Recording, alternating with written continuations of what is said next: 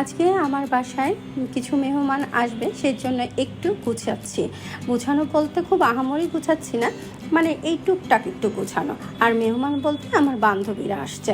আমার বান্ধবীরা অনেক দিন ধরে প্ল্যান করছে যে কোথাও বসে কফি খাবে, আড্ডা দেবে।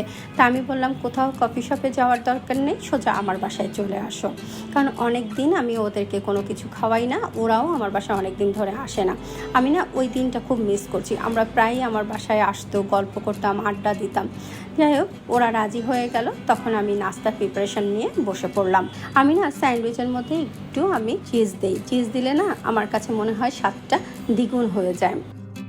আমি না বাইরের থেকে না কোনো কিছু আমি অর্ডার করতে পারি না। আমার কাছে মনে হয় ভালো হোক মন্দ হোক, নিজের বাসার জিনিস বা নিজের হাতে তৈরি করা জিনিস খাওয়ানোর মজাই আলাদা। মানে হাতের কাছে যা ছিল সেটাই আমি নাস্তা হিসাবে দিয়েছি।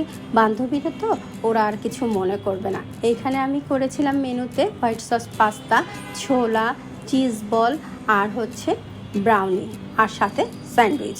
আর নিজের বাসায় না মেহমান আসলে না ভিডিও করতে ভুলে যায়। তাড়াহুড়ার মধ্যে না ভিডিও করতে আর মনেও থাকে না। আর সবার সামনে না মোবাইল বের করতেও আমার খুব লজ্জা করে। যাই হোক, যতটুকু পেরেছি। ওরা চলে যাওয়ার পরে একটু ছোলা মুড়ি নিয়ে বসলাম। আজকে এতটুকুই। সবাই ভালো থেকো, সুস্থ থেকো।